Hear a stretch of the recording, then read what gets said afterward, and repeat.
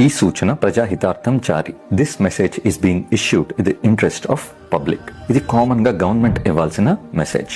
Unfortunately ఈ సిచ్యువేషన్లో government అయితే అది ఇవ్వలేదు. సో మేము డాక్టర్స్ ఇవ్వాల్సిన అవసరం పడుతుంది. ఫేక్ ORSL కాంట్రవర్సీ గురించి ఈ పాటికి మీకు తెలిసే ఉంటుంది. లేదంటే ఒక స్మాల్ అప్డేట్. 2015లో ORSL అనే ప్యాకేజింగ్తో వచ్చి అద్భుతమైన మార్కెటింగ్తో విపరీతమైన సేల్స్ చేసింది.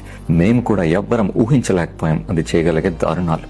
దాని మీద క్లియర్గా ఇది డయేరియాకి లేదు, వాడకూడదని రాసున్నా పాపం తెలియక పిల్లలకి డయేరియా, వామిటింగ్స్, లూజ్ మోషన్స్ వచ్చినప్పుడు పేరెంట్స్ ORS అడిగితే ఇది ఇచ్చి చాలా మంది ప్రాణాలు కూడా కోల్పోయారు. 8 ఏళ్లుగా ఫైట్ చేసి డాక్టర్ శివరంజని అండ్ టీమ్ ఫసాయ్ ద్వారా దీని మీద ఒక బ్యాన్ తెప్పించారు. రీసెంట్గా October 15th రిలీజ్ అయింది. కాకపోతే ఆ కంపెనీ రిక్వెస్ట్ మీద ఫసాయ్ ఒప్పుకుని ఢిల్లీ హైకోర్టు దీనికి స్టే ఆర్డర్ తెప్పించింది. వాళ్ళ 180 కోట్ల స్టాక్ ఎలాగోలా అమ్ముకోవడానికి. సో మనందరం కలిసి ఇప్పుడు పనిచేసే టైం వచ్చింది. బాయ్కాట్ చేయండి ఈ ఫేక్ ORSLని. మీరు ఒకవేళ ఫార్మసీ షాప్కి వెళ్ళినప్పుడు ORS అడిగితే ఇది ఇచ్చారంటే అది వెనక్కి ఇచ్చి కెమిస్ట్కి కూడా బుద్ధి చెప్పండి. స్టాలిన్ సినిమాలో చిరంజీవి చెప్పినట్టు ఈ మెసేజ్ ఖచ్చితంగా 3 లేదంటే 30 మందికి, కుదిరితే 300 మందికి షేర్ చేయండి. వాళ్ళని ఇంకో అంతమందికి షేర్ చేయమని చెప్పండి.